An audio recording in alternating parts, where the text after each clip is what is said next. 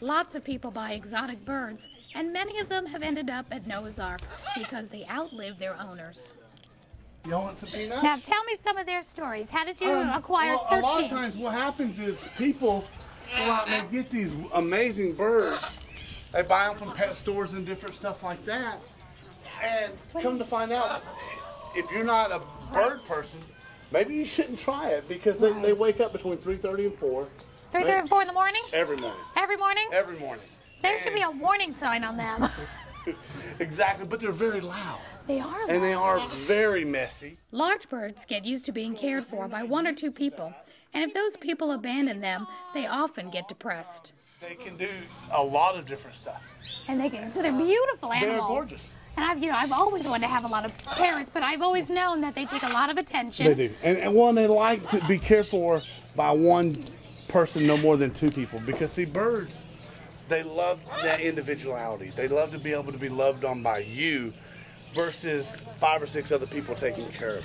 Yeah, that brings a good point up because they usually outlive their owner. Yes, they do. A lot of times birds, these type of birds, would live to be 80, 85 years old.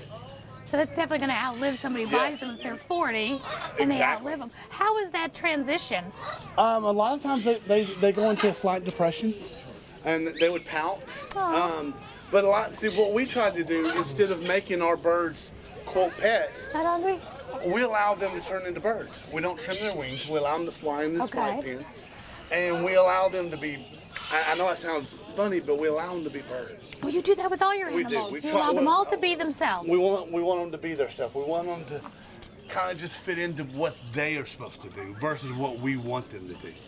Oh, look how beautiful. And what's there? How did they come about to be here? Well, this guy and one of the blue and golds come from a lady that lives in North Georgia. Okay. And she just no longer could care for them. No longer. She had to get a job.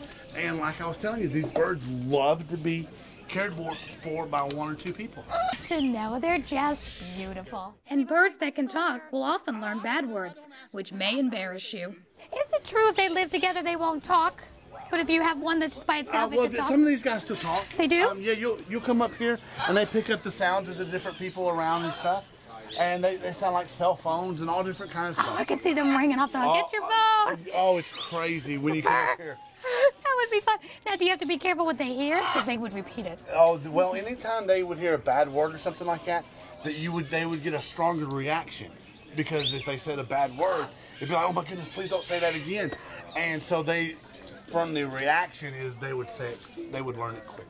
They're funny. So you have to be careful what they do here. Because they want your attention. They want your attention. Very positive or negative, it don't matter. And that's funny. Well, they're incredible, incredible. Look at that one just hanging over there. Here, I got peanuts over here. Come on over. There you go. But they haven't come close enough to like sit on me or on my head, so they're just close enough. They're just close enough to get the peanut. There you go. Yeah, just close enough to get the peanut. Just beautiful. Thank you for sharing your birds with us. Very cool. Well, come on, let's go meet the zebra. Okay, let's go. Bye. Bye. Bye. Hey, Todd, is it bye? Bye. One special animal really needed a checkbook when he arrived here.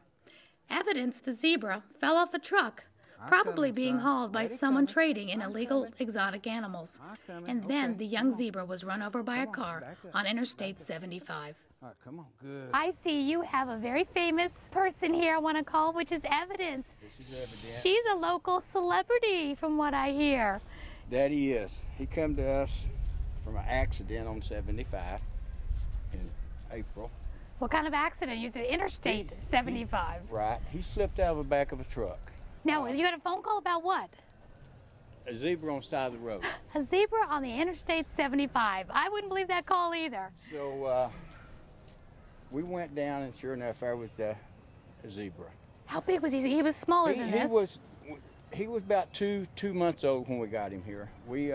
Our vet, Doc T, which on the place here, he got hit in the rear. He did some surgery here on the property. We come to find out it needed more extensive surgery. Because he fell off the truck? Did he get run over?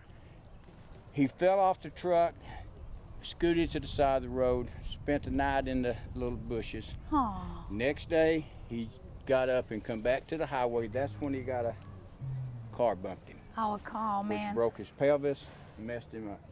So like I said, Doc T started, you know, a little bit that we could do here. She said we needed more expensive surgery. Then we started calling around. Who were you calling? The university, we called University of Georgia, we called Auburn, and Auburn was the first one we returned the phone call. At that time, we had to act quick, so that's the reason why we went to Auburn University. Did they donate their services to you? They did a lot. That's amazing. Thank you so much for sharing evidence with us.